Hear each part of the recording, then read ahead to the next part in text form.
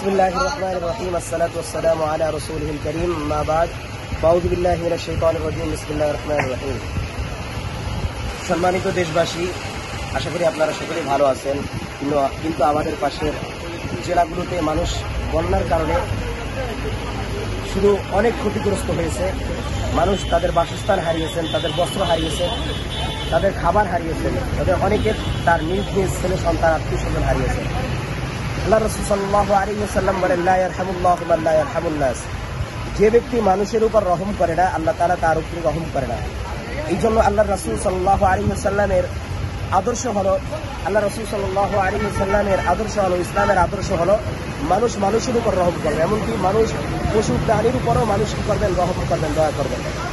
যাই হোক, আপনারা সকলে অবগত আছেন আমাদের দেশের ভিতরে বন্যার কারণে অনেক মানুষ ক্ষতিগ্রস্ত হয়েছে, অনেক মানুষ তাদের বাসস্থান ঘর হারিয়েছেন।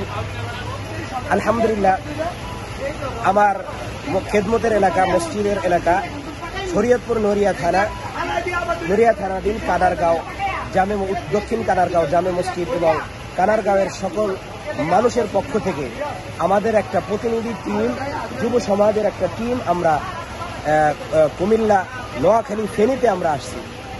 ফেনীর সদর উপজেলায়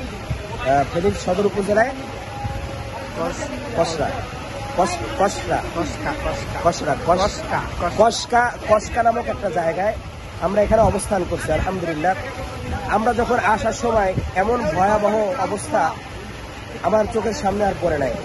আমরা আসার সময় রাস্তার মাঝখানে অজ্ঞাত লাশ পড়ে আছে, কিন্তু মানুষ কার লাশ, কে এই লোকটাকে, কেউ কিছু বলতে পারতেছে না। মানুষ শুধু দেখে যাইতেছে। এই অবস্থা মানুষের, আমরা যদি তাদের পাশে না দাঁড়াই, আল্লাহ পাক রব্বুল আলামিন আমাদের উপর রহম করবে না। এই জন্য অবশ্যই আমরা যে যেখান থেকে পারি, যে যেই জেলার থেকে পারি, যে যে থানার থেকে পারি, যে যে অবস্থান থেকে পারি, আমরা সকলেই এই মানুষের, বন্যার্থ মানুষের পাশে সহযোগিতার হাত ইনশাআল্লাহ বাড়িয়ে দেব। আলহামদুলিল্লাহ, আমার মসজিদ এলাকা থেকে কানারগাঁও এলাকা থেকে, নড়িয়া উপজেলাধীন কানারগাঁও এলাকা থেকে আমাদের একটা প্রতিনিধি টিম আমরা এখানে খাবার এবং বস্ত্র এবং আমাদের আরো আসবাবপত্র নিয়ে আমরা এখানে আসছি। দেখেন, আমরা সামান্য কিছু উপহার নিয়ে তাদের জন্য আসছি, কারণ সামান্য উপহার তারা একদিন ভোগ করতে পারবে, কিন্তু এরপরে যখন সামান্য উপহারগুলো শেষ হয়ে যাবে, তখন তারা আবার ক্ষুধার্ত অবস্থায় তারা জীবনযাপন করবে। আলহামদুলিল্লাহ, আমরা তাদের জন্য কি নিয়ে এসেছি দেখেন। সর্বপ্রথম আমরা তাদের জন্য একটি নিরাপদ আমরা পানি নিয়ে এসেছি।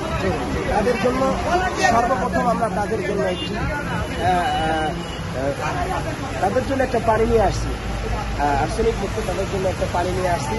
এরপরে আমরা তাদের জন্য দেখেন কিছু শুকনা খাবার হিসাবে আমরা মুড়ি দিয়েছি তাদের জন্য।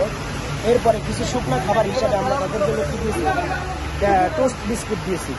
এরপরে তাদের জন্য একটা অল টাইমের তাদের জন্য একটা কেক আমরা তাদের জন্য আমাদের প্যাকে রেখেছি। তাদের জন্য একটা বিস্কিট আমরা তাদের জন্য আমাদের প্যাকে রেখেছি। তাদের জন্য শরীর তাদের যেন খারাপ না হয়, এই জন্য তাদের জন্য আমরা 3টা ওর সেলাইন তাদের জন্য রেখেছি। মানুষ শুধু ঘরবন্দি, মানুষ শুধু খাবারহীন, বস্ত্রহীন তেমন না, মানুষ অন্ধকারে জীবনযাপন করছে রাত্রে। এই জন্য তাদের জন্য আমরা সামান্য কিছু উপহার হিসাবে আজকে এসে আমরা তাদের জন্য 2টা মম তাদের জন্য রেডি করেছি। এরপরে তাদের জন্য শুকনা খাবার হিসাবে আমরা চিরা, তারপরে মেয়েদের জন্য যারা আছেন তাদের কাপড় চোপড় ভিজা থাকে, কিন্তু তাদের জন্য সেফটি হিসাবে আমরা একটা স্যানিটারি ন্যাপকিন তাদের জন্য আনছি। এরপরে আমরা একটা গ্যাস এবং তাদের জন্য একটা লাইট আমরা তাদের জন্য দিয়ে আসছি। আলহামদুলিল্লাহ, এছাড়াও আমরা তাদের খেদমতের জন্য আমরা একটা জেনারেটর নিয়ে আসছি, কারণ এখানের মানুষের কারেন্টবিহীন মানুষ বসবাস করতেছে, মোবাইল চার্জ নাই। এই জন্য আত্মীয় স্বজনের সাথে সম্পর্ক, আত্মীয় স্বজনের সাথে যোগাযোগ বিচ্ছিন্ন আছে। এই জন্য তাদের খেদমতের জন্য আমরা একটা জেনারেটর নিয়ে আসছি, বেশ কিছু মাল্টি প্লাগ আমরা তাদের জন্য নিয়ে আসছি। তারা যেন মোবাইল চার্জ করতে পারে, ওটা আত্মীয় স্বজনের সাথে যেন যোগাযোগ করতে পারে। এরপরে আমরা একটা ব্যাপক আকারে কিছু কাপড়, পুরুষের কাপড়, মহিলাদের কাপড়, ব্যাপক আকারে কিছু বাচ্চাদের কাপড় নিয়ে আমরা হাজির হয়েছি। আলহামদুলিল্লাহ, আপনাদের উদ্দেশ্যে আমি বলতে চাই যারা ছোট্ট ছোট্ট আকারে ত্রাণ তহবিল আপনারা উত্তোলন করতেছেন, ছোট্ট ছোট্ট আকারে ত্রাণ তহবিল উত্তোলন করে ছোট একটা গাড়ি নিয়ে আসলেন, আপনারা রাস্তায় ঘুরে তারপর আপনারা এখান থেকে চলে গেলেন, মানুষ রাস্তায় যারা ছিল তাদের খাবার দিয়ে আমরা চলে গেলেন।